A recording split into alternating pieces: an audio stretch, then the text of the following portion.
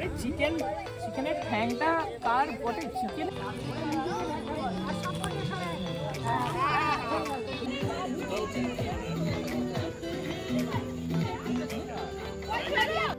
নমস্কার, আমি সুস্মিতা। ক্রিয়েটিভ আর সিম্পল লাইফস্টাইলে আপনাদের সকলকে স্বাগত জানাই। আজ শনিবারের সকাল, ঘুম থেকে উঠেই তড়িঘড়ি করে একটু ফ্রাইড রাইস মতো বানিয়েছি। পাশে প্রেশার কুকারে মেয়ের ভাতও করে রেখেছি। সকালবেলা আজকে একটুখানি বেরোনোর আছে, তাই জন্য ভাবলাম একটু ভারী করে ফ্রাইড রাইসের মতো করে রেখে দিই, যাতে খেয়ে বেরোতে পারি। আর কিছু রান্নাবান্নাও আছে, তবে আজকে আর করব না, আজকে শুধু প্রিপারেশান নিয়ে রাখছি। একটুখানি পোস্তটাকে বেটে রেখে দেব, একটু আরেকটা বাটিতে যে রয়েছে সেগুলো পোস্ত, সর্ষে, বাদাম, সেটাও একটা পেস্ট করে রাখবো। আর এই যে বাটিটায় দেখছেন হলুদ রঙের, এটা হচ্ছে মটর ডালের বড়া বানাবো। অল্প একটুখানি সর্ষের তেলও দিয়েছি, যাতে ভাজতে গেলে মচমচে হয় আর অনেকটা দিন স্টোর করা যায়। মাছ ছিল স্যামন মাছ, সেটাকেও ভেজে রেখে দেব।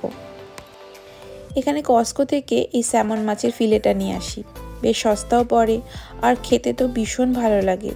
যখন প্রথম এসছিলাম তখন অনেকের মুখেই শুনেছিলাম যে এই স্যামন মাছ খেতে খুব গন্ধ লাগে, কিন্তু কেন জানি না আমাদের প্রত্যেকেরই খুব ভালো লাগে খেতে। আমি সাধারণত এটা বেক করি, এরকম কেটে অল্প একটুখানি জাস্ট 1 চামচ মতো তেল দিই, লবণ আর হলুদ দিই। তেল না দিলেও চলে, কারণ এই মাছটা থেকে না নিজস্বই তেল বেরোয়। তো যাই হোক, আমি এটাকে বেক করেই রান্নাটা করি। আমি এরকম বেক করে রেখে দিই, আর যদি কোনো সময় ঝোলে দিলে দিই, না তো এমনি জাস্ট ডাল দিয়ে ভরেও খাই। আমরা এরকমভাবেও রান্না করি সবসময়। তো এই স্যামন মাছ খেতে যে আমাদের কী ভালো লাগে, যাদের গন্ধ লাগে আমার তো মনে হয় তারা একটুখানি ভিনিগার মিশিয়ে একটু ভিজিয়ে রেখে দিতে, তারপর এটা তেলে ভাজুন। যাদের গন্ধ লাগে তাদের সবসময় আমি বলবো বেক ফেক না করে একেবারে সর্ষের তেলে মাছ ভাজবেন। তাহলে সর্ষের তেলের যে একটা গন্ধ, সেইটাতেই মাছের যে একটা ভয়ঙ্কর একটা বিচ্ছিরি বোটকা গন্ধ থাকে, সেটা অনেক সময় চলে যেতে পারে। আর যাদের একান্ত খেতে পারবেন না, আমি তো বলবো তারা স্কিপ করুন, কারণ খাবার জিনিস যদি ভালোবেসেই না খেতে পারেন তাহলে শরীর খারাপ হয়ে যাবে। তো যাই হোক, মাছটাতে তো বেক করতে রেখে দিয়েছি। আমি 400 ডিগ্রি ফারেনহাইটে বেক করি। তারপরে গরম যে একটা আওয়াজ হয় যে 400 ডিগ্রি হয়ে গেছে, তারপরে আমি এটাকে বন্ধ করে দিই, আর ওই গরমে ভাপেই একদম দারুণ সুন্দরভাবে বেক হয়ে যায়। এখন বাড়িতে যা সমস্ত আনাজপত্র আছে সমস্ত প্রায় নষ্ট হতে যাচ্ছে, তাই জন্য ভাবলাম যে চলো একটুখানি কেটে পরিষ্কার করে ভিজিয়ে রেখে দিই সব। আজকে আর কিছু করব না, আজকে শুধুমাত্র আয়োজন করে রাখছি। কেটে কুটে পরিষ্কার করে কোনো মশলাপাতি বেটে রেখে দিচ্ছি, বড়া বানিয়ে রাখছি। আসলে না, অনেক সময় কি হয়, এদেশে তো বড়ি পাওয়া যায় ঠিকই, কিন্তু কেন জানি এই বড়িগুলো না খুব একটা ভাল লাগে না। আমি নিজেও একবার বানিয়েছি জানেন, বড়িগুলো এই ওভেনেই বানিয়েছি। আর কিছু কিছু সময় না আমি এরকম বড়া বানিয়ে রেখে দিই, যাতে যখনই কোনো মুখের টেস্ট চেঞ্জ করার কিছু থাকে, কোনো রকম পাঁচমিশালি সবজি করছি, তার মধ্যে বড়াগুলোকে ভেঙে ভেঙে দিয়ে দিই। কোনো রকম পাতুরি টাইপের কিছু করলে সেগুলোতেও দিই। তো এই মটর ডাল হোক কিংবা ছোলার ডাল, এরকম বড়াগুলো বানিয়ে আমি ভেজে ভুজে ভালোভাবে রেখে কন্টেনারের মধ্যে একদম ডিপ ফ্রিজের মতো করে রেখে দিই।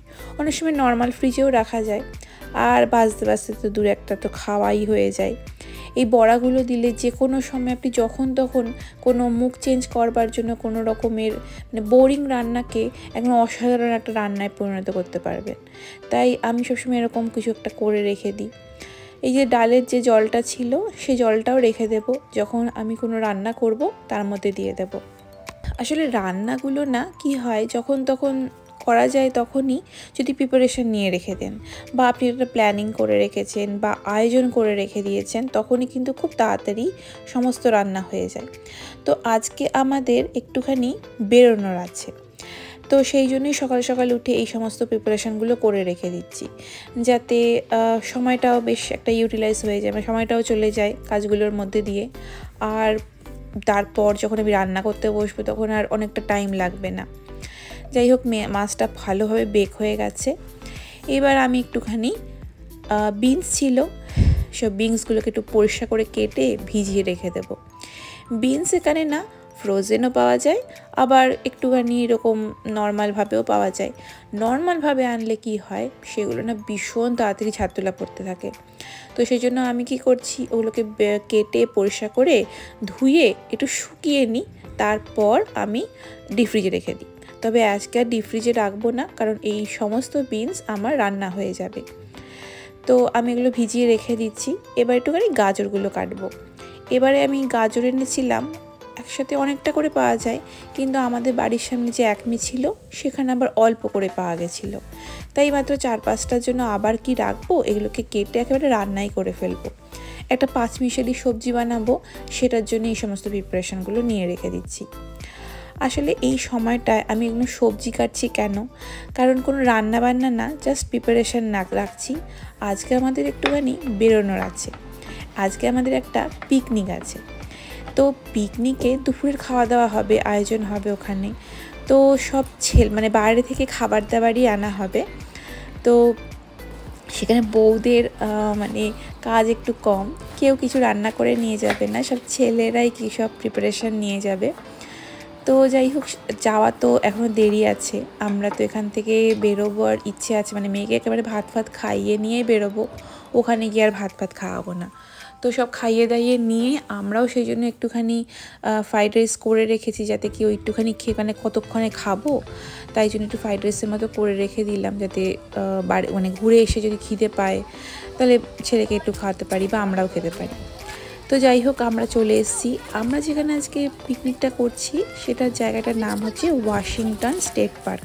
ওয়াশিংটনে না, কিন্তু পেনসিলভেনিয়ার মধ্যেই পড়ে। এখান থেকে মোটামুটি এরকম 25 মিনিট মতো দূরত্বে এই পার্কটা ছিল। তো এসেই দেখছি সমস্ত ছেলেরা শুরু করে দিয়েছে বারবিকিউ করা। একদিকে পনির হচ্ছে, আর একটা দিকে মাংসগুলোকে ম্যারিনেট করে এনেছিল বাড়ি থেকেই, তো সেগুলোকে সব পোড়ানো হচ্ছে।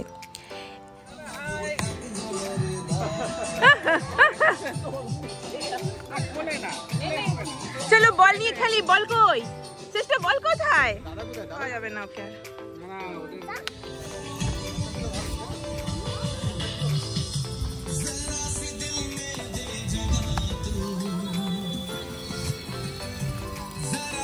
আরে বাহ, কষি কষি রান্না করো। হ্যাঁ, রান্নাই ওই লাস্টে এটাই হবে আর কি। এটা চিমটি নেই? চিমটিতে ভালো আছে, চিমটি ওইখানে আরেকটা, ওইখানে একটা সবাই তো ওখানে হাত দিয়ে নিচ্ছে, ওইটা নিয়ে দিয়ে দেবো। না না, ওই তো অতনুদা করছে। না না না, সসেজ রাখার ওখানে আরেকটা আছে। সসেজ রাখার ওখানে সেটা মুখটা প্লাস্টিকের বলে এখানে আনছে। ও আচ্ছা, 3টে টং আছে, একটা বাহ দারুণ সুন্দর কালার হয়েছে তো। হ্যাঁ, কালারই হচ্ছে, ভেতর কিছু হয়েছে কিনা গ্যাসটা, মানে আমি আলোটা জ্বালিয়েছি কি ওই কারণে। যাই হোক, আসলে বুঝতে পারবে। দেখো দরজা ফরজা খুলে আসছে যখন, তো একবার এসে কথা যদি বলবে।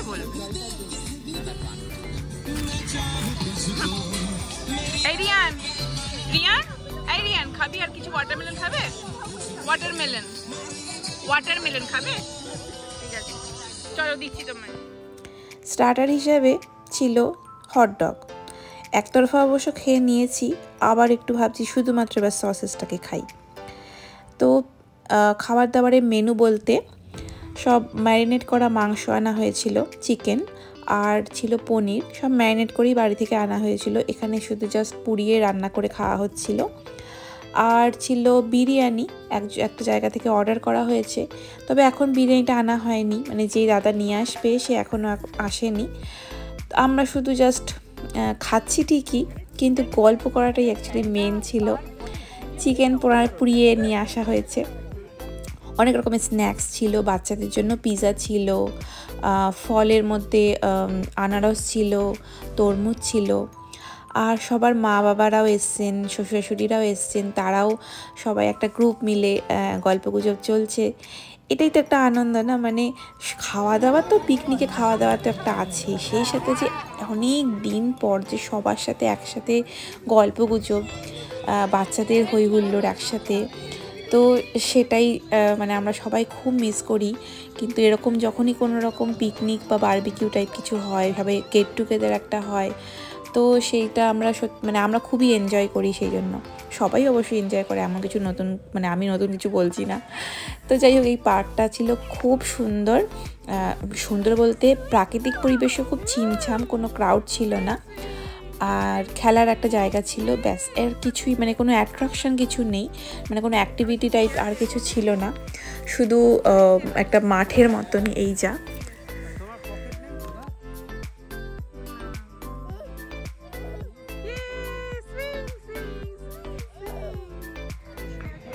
মাঝে ফ্রাইড রাইস, আবার ওই ইয়েও দিল, কি বলে ওটাকে, বাটার চিকেন, এইসবই ছিল আমার বাড়ি যেরকম।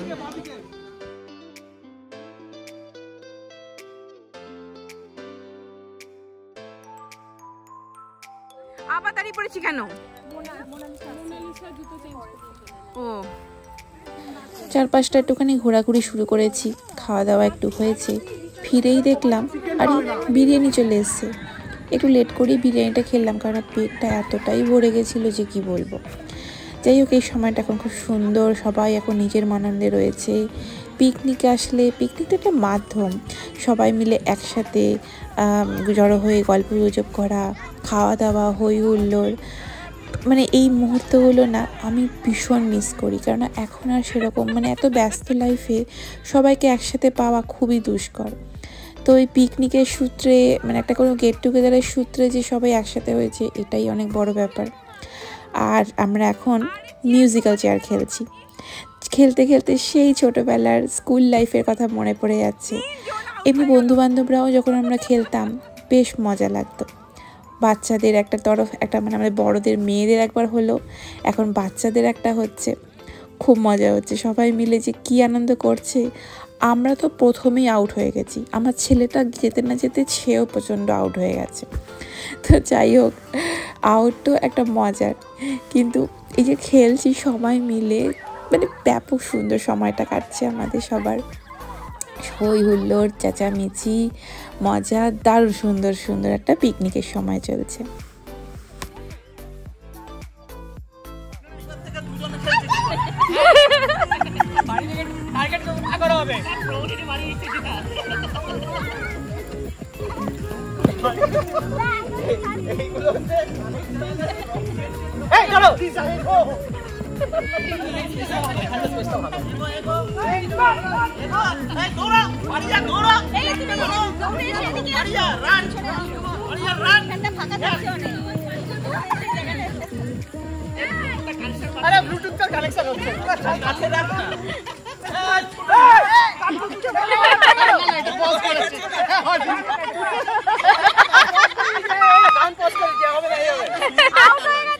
চলুন, হাসি ঠাট্টা, ভালো মন্দ, আনন্দ মিলিয়ে আজকের দিনটা খুব সুন্দর কাটেছে।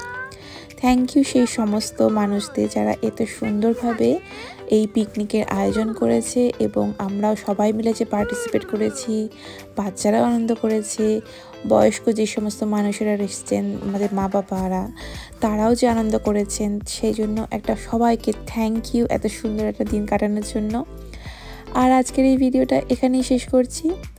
আমার ভিডিওটা আপনাদের কেমন লেগেছে আপনারা অবশ্যই কমেন্টে জানাবেন। যদি ভালো লাগে ছোট দেখে একটা লাইক আর শেয়ার করে দেবেন। আপনারা সবাই খুব ভালো থাকবেন, সুস্থ থাকবেন, আর অবশ্যই অন্যদেরও সুস্থ থাকতে সাহায্য করবেন। নমস্কার।